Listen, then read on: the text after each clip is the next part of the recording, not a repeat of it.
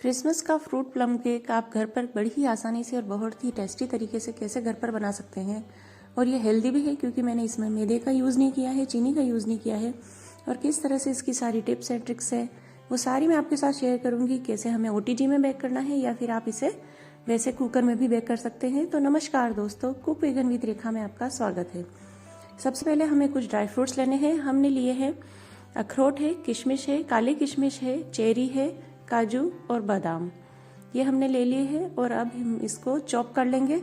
हमें इन सबको थोड़ा मोटा ही चॉप करना है। इस केक में ये थोड़े मोटे ही डाले जाते हैं, तो इस तरह से चाकू की सहायता से आप इन सबको थोड़ा मोटा चॉप कर लीजिए। अगर इनके बीच में बीज आते हैं तो आप उन्हें भी निकाल लीजिए। और अब हम इन सबको नाप लेंगे। सारा काम हम पूरे नाप के साथ में करेंगे। थोड़े थोड़े सारे ड्राई फ्रूट्स मैंने बचा लिए हैं ताकि ऊपर से डेकोरेट करने के लिए काम आ जाए। और ये सभी मिलाकर लगभग 1 कप हो जाएगा। आप एक बार थोड़े थोड़े से चॉप कर लीजिए और फिर उनको हम 1 कप में भरकर नाप लेंगे।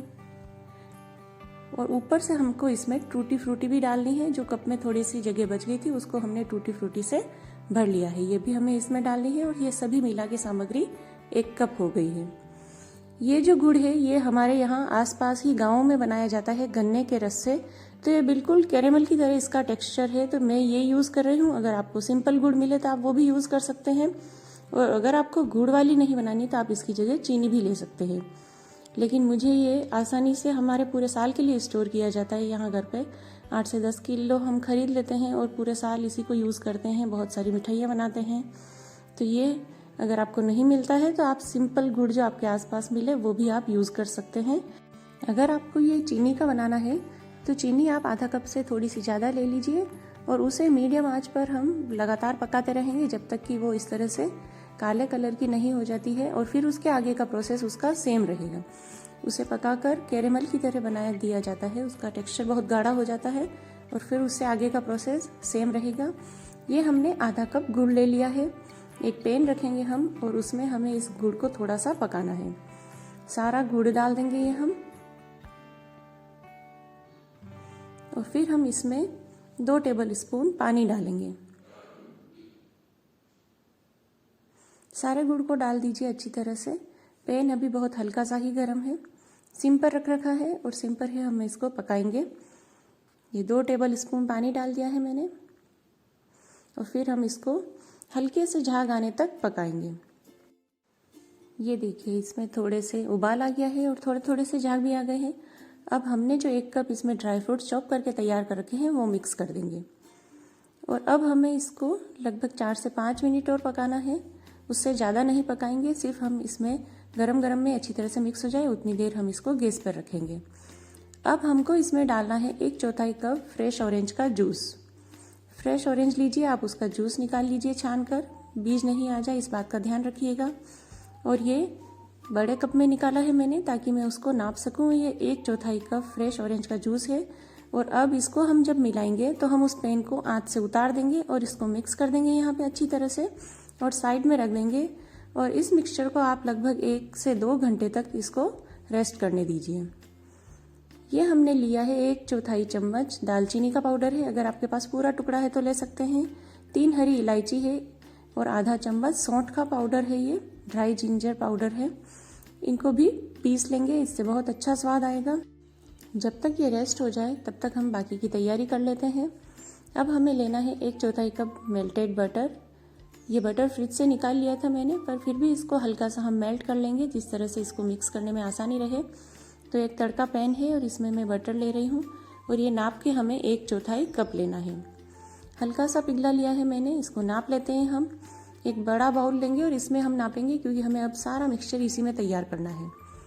ये ले लिया है 1/4 कप मेल्टेड बटर और इसी के साथ हम ले लेंगे 1/4 कप दूध। वैसे मुझे बाद में 1/4 कप दूध और डालना पड़ा, तो आप यहाँ पे आधा कप पहले ही ले सकते हैं। 1 चम्मच वेनिला एसेंस डाल दिया है। और अब हमको इसमें डालना है, ऊपर एक छन्नी रखेंगे क्योंकि अब हम सारी सामग्री छान कर लेंगे। और ये मैंने 1.5 कप गेहूं का आटा लिया है।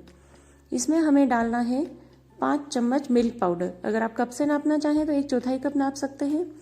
हमने जो मसाला पीस के रख रखा था खुशबू के लिए वो भी डाल देंगे और इन सब सामग्री को अच्छी तरह से हम छान लेंगे। जो हमने बटर और मिल्क नीचे रख रखा है बाउल में, उसी में हम छान लेंगे इसको। अच्छी तरह से छानने के बाद में अब हमको इसमें मिलाना है जो हमारा पेस्ट तैयार किया हुआ है सारा, वो डाल देंगे। ड्राई फ्रूट्स वाला जो पूरा मिक्सचर है, जिसको लगभग 1 से 2 घंटे के लिए मैंने रख दिया था।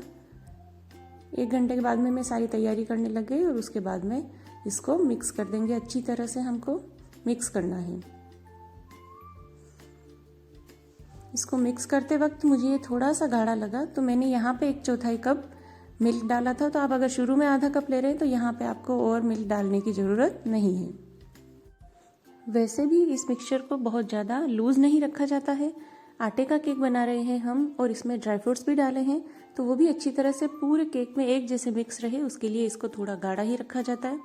तो हम इसमें पूरी तरह से नाप के डालेंगे, तो आप इसी नाप से लीजिए, तो आपका भी बहुत ही अच्छा केक बनकर तैयार होगा।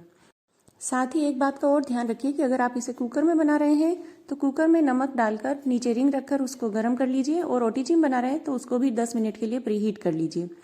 हमारा पूरा मिक्सचर भी तैयार हो गया है। हम इसमें डाल देंगे 1 चम्मच baking powder, 2 pinch baking soda और 1 चम्मच विनेगर, जो इस सोडे को एक्टिवेट करेगा। और अब इसको हमें जल्दी से मिक्स करना है ताकि इसकी जो सारी गैस है वो यहीं पे नहीं निकल जाए। इसको एक ही डायरेक्शन में अच्छी तरह से आप मिक्स कर लीजिए। यहाँ पे आपको थोड़ा कम टाइम लगाना है और बिल्कुल धीरे से इसको मिक्स कर लेना है। अच्छी तरह से मिक्स कर लिया है ये मैंने। और अब मैंने जो ओटीजी है वो भी तैयार करके रखा था, 150 डिग्री पर 10 मिनट के लिए प्रीहीट कर लिया था। ये केक टिन भी मैंने पूरा बटर पेपर लगाकर तैयार कर लिया है ये, और इसको नीचे तेल से भी चिपका दिया है। ये सारा पेस्ट हम इसमें डाल देंगे। बहुत ही ध्यान से सारा पेस्ट आप डाल दीजिए इसमें अच्छी तरह से।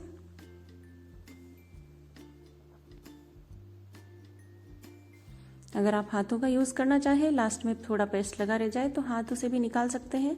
और पूरी सामग्री को हम इसमें अच्छी तरह से सेट कर लेंगे। इस केक टिन को हम 2 से 3 बार टैप करेंगे और ऊपर से हम फिर से थोड़े से ड्राई फ्रूट्स जो हमने बचा लिए थे वो भी हम इस पर डेकोरेट कर देंगे। आप जिस भी चीज़ से डेकोरेट करना चाहें कर सकते हैं। ये तैयार हो गया है हमारा। हम इसको बेकिंग के लिए रख देते हैं ओटीजी में।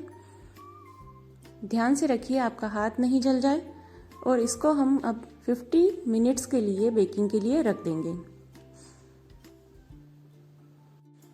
शुरू में इस ओटीजी को मैंने 180 डिग्री पे सेट किया था और आधा टाइम निकालने के बाद में मैंने इसका टेम्परेचर कम करके 150 डिग्री कर दिया था। उससे ये केक जलेगा नहीं और बहुत ही अच्छी तरह से बेक होकर तैयार होगा। केक बेक हो गया है, हम निकाल लेते हैं इसको। और देखिए बहुत ही सुंदर लग रहा है।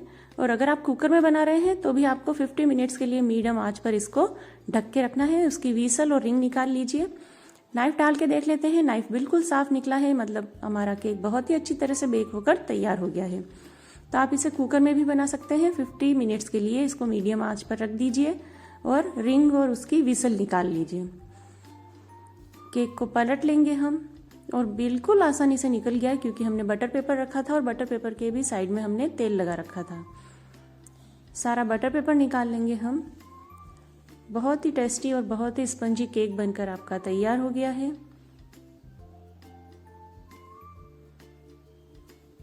इसको फिर से पलट लेंगे हम। और ये मैंने जिस दिन केक बनाया उस दिन मेरे भतीजी का बर्थडे भी था, तो फिर केक हम दोनों ने मिलकर ही काटा। और ये देखिए बहुत ही टेस्टी और बिल्कुल आसानी से बिना ज़्यादा टाइम लगाए फ्रूट प्लम केक आपका घर पर ही बनकर तैयार हो गया है। आप इसे किसी भी चीज़ में बना सकते हैं। ओटीजी में बनाइए, कुकर में बनाइए, कढ़ाई में बनाइए और बहुत ही टेस्टी लगा ये सभी को खाने में। सबने टेस्ट करके देखा उसी समय और बहुत ही टेस्टी, बिल्कुल आसानी से घर पर आपका फ्रूट प्लम केक बनकर तैयार हो गया है। तो आप भी इसे आज ही ट्राई करें। और अगर आपको ये रेसिपी पसंद आए तो आप मेरे चैनल को सब्सक्राइब करें, वीडियो डालते ही नोटिफिकेशन मिले इसके लिए बेल आइकन दबाएं, लाइक शेयर और कमेंट करें।